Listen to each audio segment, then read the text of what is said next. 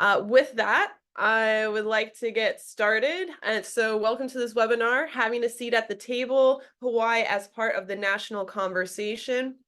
We have two amazing presenters here today. I'll introduce Christy Martin first, she's worked on local and regional marine and terrestrial invasive species issues for more than 20 years. She is the program manager for the coordinating group on alien pest species, which is a partnership of agencies and organizations working to protect Hawaii from the impacts of invasive species. Her work has included strategic communications, messaging, policy work with decision makers and partners at the local, national, and regional levels. And Christy also coordinates the public outreach campaigns and conducts research on Hawaii resident awareness and opinions on invasive species issues. So welcome, Christy. We also have Dr. Laura Brewington, who's the co-director of NOAA's Climate Adaptation Partnership for U.S. Pacific Islands region and the Pacific Research on Island Solutions for Adaptation, which is Pacific RISA. She works in the thematic areas of climate adaptation science, invasive species, natural climate solutions, coastal resilience, freshwater conservation, and climate early warning systems. Her responsibilities include advancing transformative adaptation and resilience building initiatives by working with governments, institutions, decision makers, natural resource managers, and communities across the Pacific Islands. She holds a joint appointment as a research professor at Arizona State University's Global Institute of Sustainability and Innovation and a research fellow at East West Center, and is based in Honolulu, Hawaii, where Christy Martin is also. And both Christy and Laura are both members of the Invasive Species Advisory Committee that advises the National Invasive Species Council. So really excited to hear their experience and share their presentations at working in these different areas across the national level and representing Hawaii. With that, I will pass it over to Dr. Brewington to begin the presentation. And just real quick, I think I have the chat function on, so you can either use the chat or the Q&A. So please, as questions come up, just pop them in there and we'll have plenty of time for discussion later. Okay, passing it over. Awesome.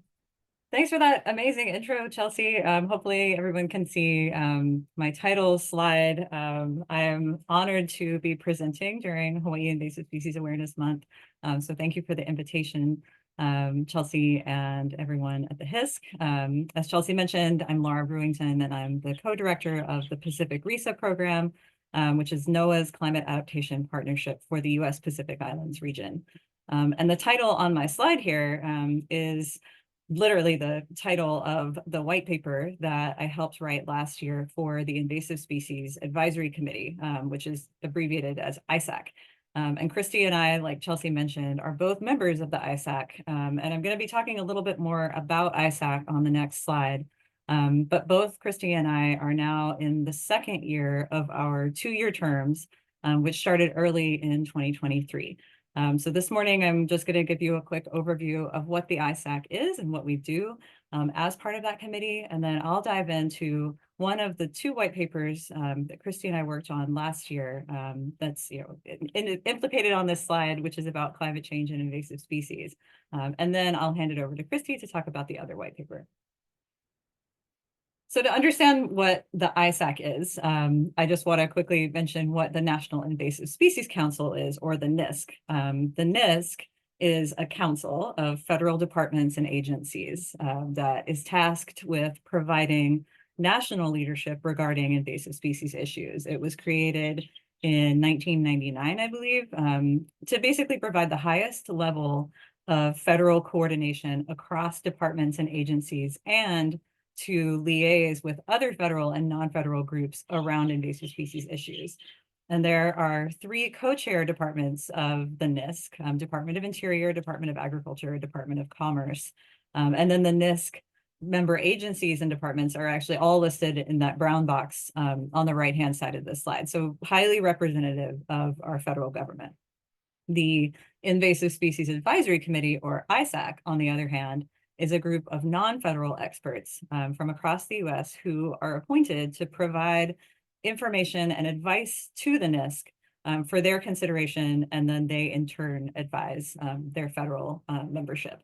And so this is the photo of the current ISAC, our committee, from our most recent in-person meeting, which was last fall in Washington, D.C. And at the start of last year, like I mentioned, Christy and I are in the second year of a two-year term. So in the very beginning of 2023, we heard from federal agencies and departments that there were two topics that were really at the top of their list of priorities, in particular under the Biden administration, and that's climate change and underserved communities. And so during our meeting in early 2023, they came to the NISC and the ISAC saying that they wanted a better understanding of how invasive species kind of amplify the risks that are already associated with climate change, and also how invasive species affect underserved communities. And so we, the group of people that you see in this photo, the ISAC, formed two subcommittees on those topics, and we wrote the two white papers that Christy and I are going to be talking about today. So why do invasive species matter when it comes to climate change? If you had been walking around outside of Lahaina before the fire last August, this is what you would have seen. And I think we all are aware that invasive grasses cover over 1 million acres in Hawaii, about a quarter of the land area of the entire state. These grasses obviously aren't supposed to be here. They were brought over a century ago as livestock feed. And now they're catching fire during droughts, endangering our ecosystems, our communities, our infrastructure, our lives. And the story of the Maui fires is exactly why there needs to be more bridging between science and policymakers and decision makers to be effective. And we can't just, be yelling at them about the science. We have to meet the policymakers where they are. And so for ISAC, that means, we're the trusted experts who bring a lot of unique skills and experiences to the table, but we have to respond to what the federal government is ready for at that time. Or they might not do anything. They might not be able to take action. And right now, like I said, previously, the federal government is really laser focused on climate change adaptation and resilience and impacts. And so because climate is such a cross-cutting priority for the feds, that's why our committee was asked to focus on, the intersection between climate change and invasive species last year. All right, let's quickly talk about climate change and invasive species. A paper came out in early 2023 that compared the costs of damages due to biological invasions to the cost of damages caused by climate and natural hazards. And they used two global databases for their research. One is called InvaCost, and it's a database about invasive species costs and damages. And the other is an international disaster database called EMDAT. And in this comparison, they found that globally, biological invasions are as costly as natural hazards. And if you look at the graph on the left of the slide, in these bar charts, invasion costs are indicated in red and the natural hazard costs are shown in gray. So the red is just to sort of highlight where biological invasions sit. The chart on the left shows that from 1980 to 2019, the global costs of invasive species were about $1.2 trillion. And that was second only to the costs of storm damage, which came in at almost 2 trillion. Invasive species were costlier than the impacts of earthquakes, floods, wildfires, droughts, and so on.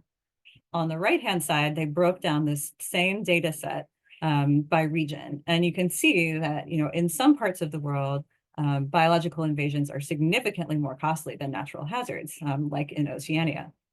And the point that the authors are making in this excellent publication is that, we've got cities and counties and countries around the world who are spending billions of dollars preparing for and responding to climate hazards and natural hazards because, as the authors say in their paper, the costs are unacceptable. These are unacceptably high costs.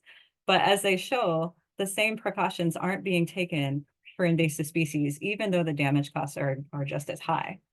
And I was really curious when I read this paper. They broke things down by region, but I was interested in knowing what the numbers looked like for the US Pacific Islands specifically. So for Hawaii and the US API. And here you have it. Biological invasions are costing the US Pacific Islands slightly more than all natural hazard costs combined. 14.9 billion over the same 40-year period compared to 14.7 billion. And the biggest reason for this is the additive nature of invasive species impacts, right? We know that a storm has a catastrophic and immediate effect, but the loss of an entire agricultural industry, because of a plant disease or a pest, it takes time. Those costs are insidious and they last forever. And so that's why in another global report on invasive species, they found that the costs of biological invasions are increasing fourfold every decade. So now that we kind of have a good idea of how much both of these threats, invasive species and climate change, are costing us, let's think about how they actually intersect. So in our review of the literature last year about climate change and invasive species, there were kind of four key take-home messages. One, that the effects of invasive species are actually being worsened by a changing climate. Two, that climate change can facilitate the spread and establishment of invasive species. So think about, mosquitoes getting to higher and higher elevations as the climate warms. Number three, climate is making ecosystems more susceptible to invasion by kind of reducing the resilience of native ecosystems. And then the fourth point, which I've highlighted in blue, is what we decided that we wanted to focus our paper on, which is that invasive species reduce resilience or our ability to adapt to the impacts of a changing climate.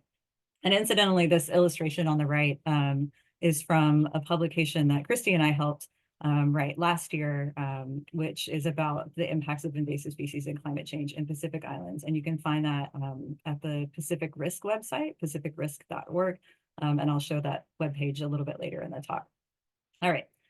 So last year, the ISAC subcommittee on climate change wrote a white paper that addressed that fourth intersection that I just mentioned, how invasive species are reducing the nation's resilience and ability to adapt to a changing climate. There's a screenshot on the slide of the first page of our paper, a QR code that you can scan, the web address where you can go to download these papers. And I'll put the link in the chat after I'm done with my presentation today. But the way that we produced this paper last year was we first read all of the existing climate change adaptation plans that were produced by federal agencies and departments. These plans were ordered by executive order in the Biden administration, so everybody had to write one. There were 29 of them, and our subcommittee went through to basically see where they did or didn't incorporate invasive species in their climate plans. So more on that in a minute.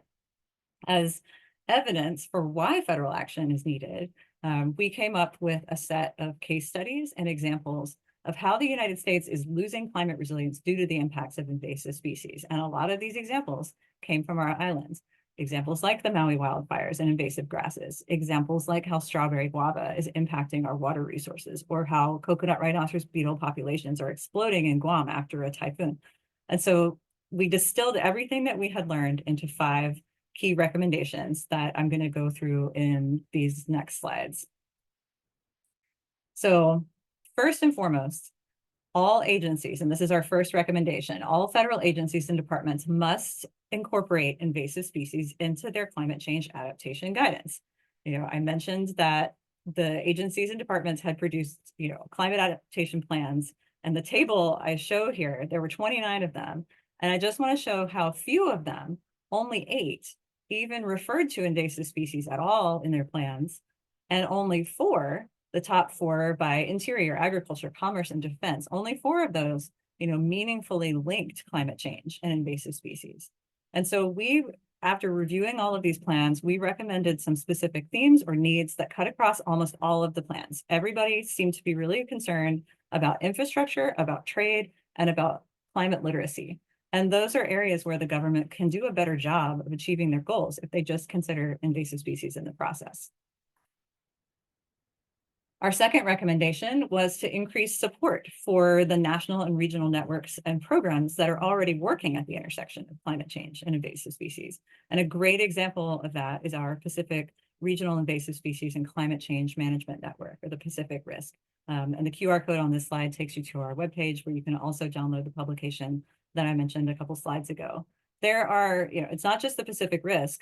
There are a lot of networks like this. The Climate Adaptation Science Centers, NOAA's Climate Adaptation Partnerships like the Pacific RISA, the USDA Climate Hubs. And, we are, I think, really great examples of networks of natural resource managers, researchers, decision makers, and the public. And in the Pacific Risk, arena, we're working across all of the U.S. Pacific Islands, and we're hoping to hear sometime in the next couple of months if we get funded to stand up a Pacific Islands Center for Excellence around invasive species and climate change, which would be based at the University of Guam to serve all of Micronesia and Hawaii. Our third recommendation is probably the most challenging, which is that we recommended that agencies and departments integrate invasive species science and prevention efforts into their international treaties around climate change, agreements, conventions, practices, and policies. So where climate change is sort of a standalone issue, we think that invasive species should be incorporated. Last year, the Intergovernmental Panel on Biodiversity and Ecosystem Services, or IPBES, produced a huge report on the status and threat of invasive species across the globe. And one chapter, chapter 6, really focused just on this issue of coordination. But we argue in the paper that because climate change and invasive species are so interconnected, that proactive collaboration with international partners is urgently needed to be able to address the challenges that they present. Our fourth recommendation was that we need to ensure that early detection, rapid response, and safeguarding strategies account for up-to-date climate data and information and models. And I think this really hits home when we talk about islands. We all know that the faster that you can identify something, the more able you'll be able to deal with it, right? It's cheaper and easier at the start of the management spectrum than it is when something's already established. And that's why early detection and rapid response are so key when it comes to being better at actually finding things, as well as being climate smart and using tools like horizon scanning and historical pest and pathway and source region data and information. There is a national EDRR framework that Department of Interior is spearheading, but we argue in the paper that just looking at historical pest arrivals might not be enough. As recently as the early 2000s, about a quarter of the non-native species that were detected in new locations did not have a record of prior introduction or invasion, meaning they're popping up for the first time. And so there is no historical invasion record that we can draw from. So these innovative tools and models, is what we really emphasize as a need in this paper. And in our last, recommendation, we talked about places that are already heavily invaded, places like Hawaii, where we're fighting a long-term battle against existing invasive species. Like little fire ant, like mosquitoes, like the coconut rhinoceros beetle in Guam, and managing for the long term in places that are already, have that heavy invasion load needs more than just turning off the tap. That's important, but we also, in addition to stopping things coming in, we need innovative tools like biological control methods or new ways to restore ecosystems that have been severely damaged.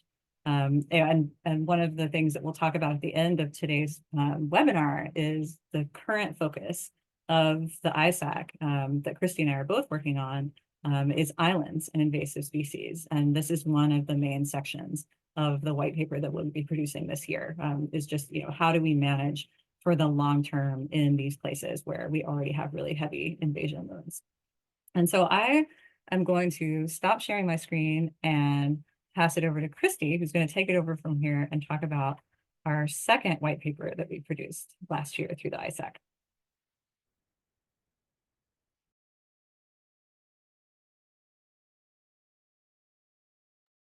Yeah, thank you so much, Laura. I'm going to say that I don't ever want to follow your presentations anymore, and I'm very sorry because mine are much more boring than yours.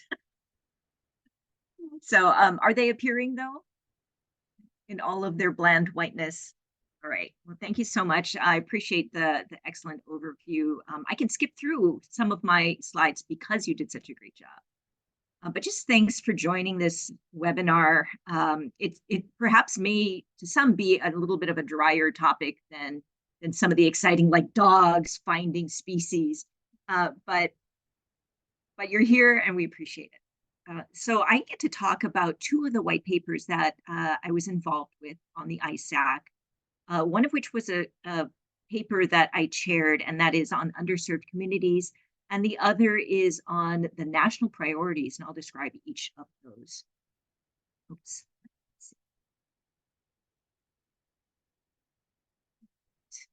But first, because my slides are so boring, I thought I would put one beautiful slide up there. Because I just presented this paper yesterday to the USDA Environmental Justice Community of Practice. So a national group that has a plan that they're following on environmental justice and climate. And they're one of the plans that you folks reviewed, Laura, for your paper. I presented to them and I wanted to show them what it is like in islands and underserved communities like those on islands. So bringing a Hawaii perspective, you can stand on a shore, look up to see the top of your watershed and the bottom of your watershed that extends out into the ocean. And that is a unique experience. And so that's how we came to the table with some of the information that we contributed for these webinars. So now to the boring slides. We went through, our paper was ostensibly about underserved communities. But when you looked at the reason why we were asked to do what we are doing, it is because it has a climate lens on here. So I wanted to put up some summary points, and these are included in the paper as well, about what those intersections are. And one of the main points that we always bring to the table as part of the ISAC is that invasive species are the greatest driver of native biodiversity loss on islands. And they are a top driver on continents as well. But when you look around outside, it's the invasive species. And of course, those intersections are the degradation of the resilience of forests and natural areas and coral reefs as well. We can smother, crowd out, sicken, or outright kill native plants and animals. Some of them change soil chemistry and nutrient cycling, which favor more invasives. I was amazed to go to an ESA conference, Ecological Society of America conference in last year, and just heard talk after talk about how a disaster event comes through, let's say it's a fire or a storm, and then after time, the natives come back in. And I just was scratching my head because that's not our experience in islands. So again, bringing an island perspective. Some invasives can change the fire susceptibility of large areas. We are definitely seeing that. We brought that to the table. And of course, they reduce the ability to store carbon, keep soils moist, accelerate water infiltration, hold topsoil, buffer severe weather, and more. And again, that's why I show that slide, because when you can stand in your watershed and see these impacts, you really get it. And then, of course, we had to echo that finding from Laura's group's paper, and that we have to address invasives to meet climate adaptation goals. And I always provide that great example research done out of the University of Hawaii with Tom Gianbaluca's group that showed that native ohia forests in the top photo, when they have been invaded by an invasive species, strawberry guava, which is the bottom photo, there is a significant reduction in the water capture, infiltration, and making it into the groundwater systems when it is invaded. And it goes from 27% in normal years, normal climate years, up to 55% in drought years. And of course, we know that we're experiencing more significant and longer term droughts across more of our islands. So again, bringing islands to the national perspective. And so what do we do? Well, they requested a white paper. So like, I know nothing about this. You folks that know me, I'm an invasive species person, so I really had to dig in and try and learn. So ultimately, what was going on is that these executive orders and the Justice 40 initiative, the bipartisan infrastructure law, and the IRA directed federal agencies to focus on environmental justice, underserved communities, and climate change. And that's all kind of mixed up together. And federal government has a goal set for they have to invest 40% of their overall benefits to underserved communities in 7 areas related to climate and infrastructure, not necessarily including invasive species. You saw some of the plans. They're not necessarily even considering invasives. And then the federal government said, well, we're going to have to track this. and help people understand where underserved communities live, which was hard, I'm sure, but the Climate and Economic Justice Screening Tool, which I'll refer to as the CJST, was created to help federal agencies identify underburdened and underserved in any of 8 categories. Once again, not necessarily including invasive species. So we dug in through the website of the CJST and looked at the data sets, and this is just one of them, climate change data set. And very few pieces of this data include any aspect of invasive species. And then I'm going to dig into one of them in just a bit. And so our subcommittee researched it, and it was accepted by the full ISAC in November 2023, and it was formatted and then appeared on the websites in early 2024. So that's why we're talking about it now.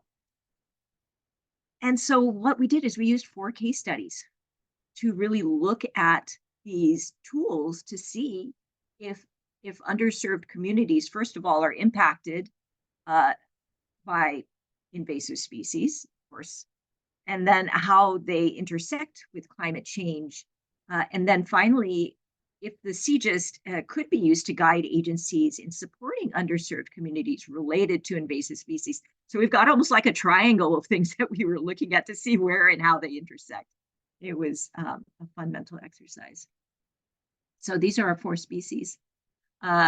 We've got a shot-hole borer that's killing urban and forest trees, and we used it to share information about how underserved communities living in urban areas can be negatively impacted, for example, by heat when all of your urban trees are dead.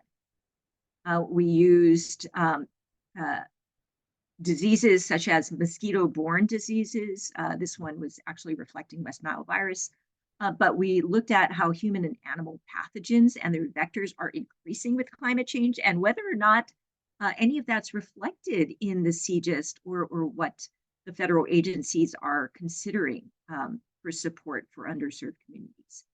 We looked at this one on the right, musk thistle, because it's a widespread pest of rangelands that decreases cattle production and the viability of rangelands, to see how federal agencies can provide support in areas like that.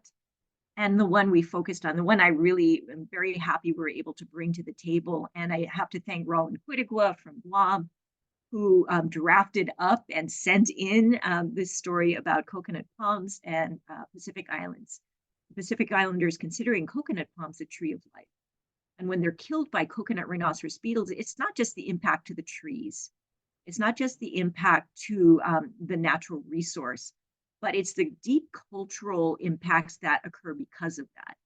Because they can't collect coconut, because they have a really hard time collecting the leaves and the things they might use for traditional foods, there's a loss of practice, social practices that go on, familial relationships that happen when you get together and you learn how to weave, or you get together and you make the pa'u, and all of these different practices that get affected, which all have negative outcomes for underserved communities related to health and wellness for a community, that all come from an invasive species. So just these wide-ranging impacts. So, okay, we got all these examples together, and here's our findings.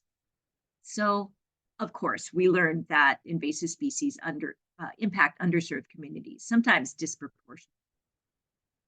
And that, of course, climate change and invasives are inextricably linked. However, many underserved communities are not mappable, as we know. Native Hawaiians live all across the landscape, and only when they live in a dense enough population could they meet the criteria to be mapped on the CJST tool. So a little bit of a disadvantage for certain types of communities.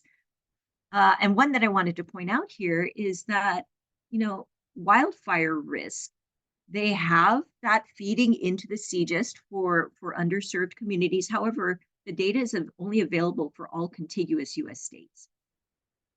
That does not include Hawaii, Alaska, or Pacific Islands, or even territories in the Atlantic, so Puerto Rico, US Virgin Islands. And again, I'm going to circle back to this point in just a moment. So we can't be considered underserved related to this. And then I noted that in a White House press release, Asian Americans, Native Hawaiians, and Pacific Islanders were called out as underserved communities, yet nowhere in the CGIST site is it listed that Native Hawaiians are considered underserved communities. So there's a little bit of catching up that needs to happen, I think, with the site. And then, of course, I wanted to point out that climate, so I circled it to not forget it. And then some more findings. Invasive species don't respect, sorry, this one night. Yeah. CGIS was not built to include invasive species. The data sets don't include any aspect. The vast majority of data sets do not include any aspect of invasive species. This gets a little bit to what Laura's paper described. When you really dig into the data, FEMA collects a lot of risk information. They look at the risk for hail, cold wave landslide, riverine flooding, winter weather. Yet despite the fact that locusts are literal biblical plagues and have been discussed for a very long time, invasive species are not assessed as a risk to agriculture. So whether you're believing of biblical references or not, it's certainly widespread knowledge that invasive species are an expected agricultural loss that will happen, yet it's not collected as information by federal agencies. And then, of course, there's too many invasive species to map. I hate to say, some of them defy mapping, those ones that fly around and appear, or pathogens that are really hard to map. And there's no national initiative to collect longitudinal data on invasive species, or even agree on which invasive species to track across the nation. So we're a little bit at a disadvantage. Of course, there's opportunities, which we didn't want to just be a downer. We wanted to always point out that there's opportunities to improve what the CGIST is. And I just wanted to point out that, invasive species, we always like to say that they don't respect jurisdictions, census tracts, and sometimes it's best to just invest where it is most sensible from an invasive species perspective, not necessarily an underserved or climate perspective. And I wanted to share with you this map here. I was applying for a grant recently, and they wanted me to map which underserved communities are being affected by the grant that I'm applying for. And I just wanted to share that this is a map of West Maui, and the underserved communities are in that little tiny gray area under Kahului, and then right next to it, up on the mountainside just above in West Maui. Lahaina is not considered underserved. It is not considered necessarily a wildfire risk because, of course, that information wasn't collected in any of that background data sets. And so I want to caution, and I have been cautioning, we cautioned through the paper that we need to be really careful about using these data as reflected on the CGIST for driving funding and policy recommendations for underserved communities. It shouldn't be the only source determination. So we recommend engage directly with your underserved communities to provide meaningful assistance. We provide some examples of where that's done very well by federal agencies.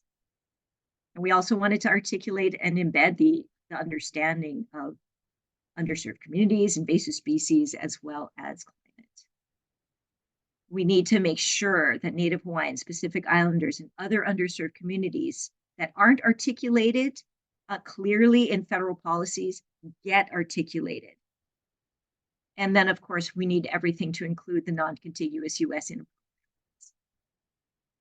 We also did a national priorities paper. Sorry, I'm spending most of my time on the one that I'm most familiar with, but I'm shifting over a little bit to the third white paper that we produced, and that is the national priorities. And it arose not out of the federal agencies asking the ISAC to work on something, but instead we were tasked with a an assignment. We were asked to bring our top 3 national issues to the table to our first meeting so that they can be considered. So everybody, all 14 participants, uh, um, appointees to the ISAC, brought in our 3 priorities, and they all got smushed into this white paper. So it was a really hard to wrangle white paper. And they're grouped by topics for consideration and with specific call outs for considerations. And they range from coordination and leadership to supporting international engagement, some of which stems out of the IPBES report, focusing on early detection, rapid response, domestic prevention programs. So once it gets here, how do we protect the rest of the US? Long-term management, again, including biocontrol and some of the other, what do we do when it reaches a landscape level? Investing in research, and then climate change issues in underserved communities, just highlighting these papers and the outcomes from them. So there was a lot to talk about, but just wanted to thank you for hopefully staying awake and sort of next steps. Laura, you wanted to share some next steps. Yeah, thanks, Christy. You guys did such an amazing job in both of those papers. But everyone on the webinar now might be wondering, well, how are they being used? You know, the agencies and departments asked for these, like, are they actually using them? And the answer is yes. The papers were adopted in November at the meeting that we all had in Washington, D.C. And since that time, you know, we heard a couple of weeks ago from all of the departments that they've been broadly distributed internally, you know, especially within Department of Interior, Department of Agriculture, Department of Commerce, the 3 NISC primary co-chairs. And in, you know, Department of Interior's case, the climate change paper is being used to directly inform their climate change adaptation plan update for 2022 to 2027, basically. You know, they've really cited and emphasized the intersections that we highlighted between invasive species and climate change. And on the underserved communities paper, which specifically called out the CGES tool as being inadequate for informing underserved communities in insular areas, Department of Interior agreed with that. And they've now created an exemption to using CGES in those areas and the permission to use other tools. And so, you know, they're thinking of how to modify the language that they use in their notice of funding opportunities, or the NOFOs, basically to better meet the needs of the communities that they're intended to serve. And so we were really encouraged by the sort of early adoption and uptake of these papers, and we'll hear more from them when we check in, I think, later this year, of just kind of how they're trickling through. But it was really, really exciting to hear that and see that. And then also at the November meeting, we did, you know, similar to how we heard, you know, in the beginning of last year that they wanted to, you know, receive some information about climate change in underserved communities.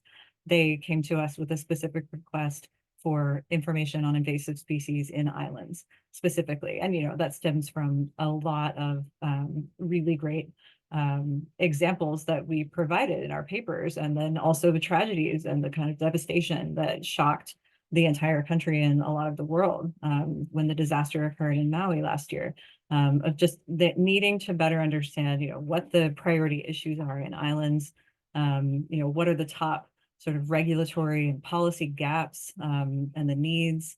And so we formed a subcommittee on islands that Christy and I are both part of this year, and we've just sort of begun drafting an outline for a paper that not only focuses on, you know, island solutions and recommendations for island areas, but islands as a microcosm. Can solutions that are developed for islands work more broadly in continental areas as well? And so really emphasizing that transferability so that it's more sort of broadly applicable and not only limited to islands. And so we're excited to be working on that this year. I'm very lucky to have Christy and I on the same subcommittee team this time around.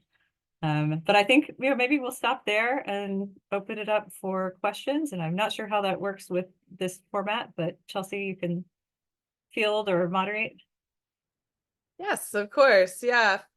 Folks, feel free. I see some folks putting some links and information directly into our, I think, our host and panelist chat. And I think these are just helpful connections for our speakers here today to move forward. But wow, I mean, I just want to thank you both so much, not only for this presentation, but just the wealth of knowledge and experience and just really representing Hawaii and the Pacific region in these national conversations and forums. I mean, it's really great to hear that there's an island in invasive species like discussion and paper that is going to come out of these national conversations, and just seeing all that information. Wow, you guys have been doing a lot of writing. But not only that, like really pulling together all this data, all these statistics, and summarizing it in these papers so folks like us and folks that are here on the webinar can understand the situation and really how the impacts of invasive species are affecting these different sectors, people, issues. I mean, it's really amazing, and very happy you guys are on the ISAC. I do have a question for you folks. I don't see anything in the chat right now, but I see a lot of great connections and information for you, Laura and Christy. How can folks from the public participate in those ISAC meetings? Yes. So because it is a federal board, they post it in the Federal Register, and you can sign up to participate. It's always Zoomed, or you can show up in person. And there are always public comment periods. The good news, the amazing news, honestly, is that there will be a field meeting of the ISAC this fall, and it will be in Hawaii, very likely on Oahu. Thank you. And so that is October 21, 22, 23. Preliminarily, the agenda for that, we're probably, it will be posted to the Federal Register. We will share it in Hawaii and with our networks, including Green Growth. Thank you very much, Kihei, for posting that in there. We are really trying to have a more focused discussion on the 23rd. So if you are neighbor islands and thinking about, wow, maybe I should attend, I would consider potentially targeting the 23rd. But again, don't make your reservations yet. We will put together an agenda and post that. So yes, absolutely, always available. There's typically 2 meetings per year. We've been pushing it and actually having 2.5. So 1 summer check-in for half day. So spring, fall, kind of middle point. Awesome. Yeah, and because it's the federal government, like they don't do a great job of announcing these things. So we'll make sure, Chelsea, that you guys are aware and can send it out to the networks. Also, kind of in addition to us sending it to the folks that we know. Yeah, that sounds great. We definitely can host some information on our Hawaii Invasive Species Council webpage, which does become a one-stop shop for everything that's happening out there. So I'd love to post something on that so folks here that are interested can attend or figure out how to participate. Christy, you raised your hand? I know. For it. I just wanted to mention, because this is recorded and placed online, and that folks won't necessarily have access to the chat, I do think it's worth sort of calling out some of those chats in there. And Yeah. Bill, thank you so much for joining, Bill Unruh. You are definitely, thank you so much. There is a state climate action plan that is being worked on. And let's see. He says, obviously, invasive species needs to be an integral part of the CAP. And so we will be, hopefully Laura too, I will definitely be reaching out to see how we might be able to provide information and support. So That's great. Go ahead, Kihei, Christy. you also posted a little bit on the Hawaii Green Growth at the Islands 2030. I'm sorry, seeing that. co-secretariat of the local 2030 Islands Network. A lot of the climate slash invasives and related issues are being worked on in the state as the local 2030, as well as the Aloha Plus Challenge. Great. And when we upload this talk to YouTube, we'll include some of these important links that our presenters mentioned, like a link to the white papers and Pacific Risk webpage, where there's a whole heap of more presentations on the topic and the nexus of invasive species and climate change. Oh, right on. Thank you so much, Beth, for putting more info on there about the YouTube page. Any other last questions or comments, either from our participants? You can also raise your hand. I do have the ability to, I think, unmute you or put you on camera if that's easier for you.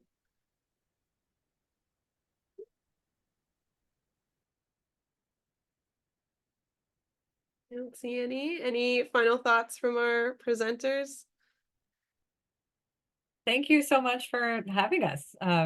It's been, you know, the ISAC being on this committee is an unpaid service. So it's been really, it's been rewarding. It's been challenging, but it's been very rewarding. And you know, as a climate adaptation scientist, you know, I feel very fulfilled and very honored to have been a part of the climate change subcommittee last year on an issue that, you know, I'm very passionate about, and this year to be working with Christy on the islands issue, and to have the opportunity to liaise with federal government agency representatives and ask them, you know, point blank, hey, you know, what's working, and if it's not working, tell us why, and we'll put it in our papers so that, you know, you can take this, you know, to your secretaries and say, this is, you know, this is the top priority and this is why it's not working. So just kind of building that plane as we're flying it is what the what the committee is doing, but it feels really rewarding. Yeah, I will. I'll definitely agree with that. I feel like I'm riding Laura's coattails, and at some point I'm going to get into the 21st century and up my PowerPoint game. But I do also feel really strongly that Hawaii or Pacific Islanders, you know, we all need to make sure that we try to have an appointee on the ISAC, if at all possible. They've narrowed the number of appointees that they're taking, but they are trying to do appointments so that there are new people coming in more frequently instead of having a whole new class and then they go out and then a whole new class. It reduces the institutional learning loss with that. But always trying to make sure that we at least have some good, strong nominations going in, I think is somewhere where we can definitely try to help as things go forward. And the nomination process is actually open right now. They closed it and then they reopened it for a 1-month period to get a, I think there was kind of a homogenous group that were nominated, and so trying to fill some of those gaps, and we don't know what those gaps are, but to get a more diverse group, they reopened the nomination process. And of course, you can go to the Federal Register to look that up. That's great. I'm just going to launch our post-webinar poll real quick. It's very fast. And while you guys are filling that out, I just want to, again, thank you both so much for the presentation, all the work you do. I mean, I think you guys are an amazing team. I don't see anybody riding anybody's coattails here. I think you guys work incredibly well with your diverse backgrounds and coming together to really put, you know, Hawaii and the Pacific region and really give a seat at the table. So just thank you so much. And I'm just echoing what everybody's saying in the chat, that we're really happy to have you on that national forum and all the work that you do. And thank you both so much. And with that, I am going to end our poll. And I'm going to end the webinar in just a second. And so just mahalo again to all of our attendees. We'll again put this all on our YouTube page and all the great links that were shared here today. And yeah, I think there's some great next steps and connections after this webinar. So I think that's always a great place to move from. So mahalo, everybody. Have a great, hopefully safe Thursday, and look forward to seeing you guys in other webinars coming up here this month. Take care.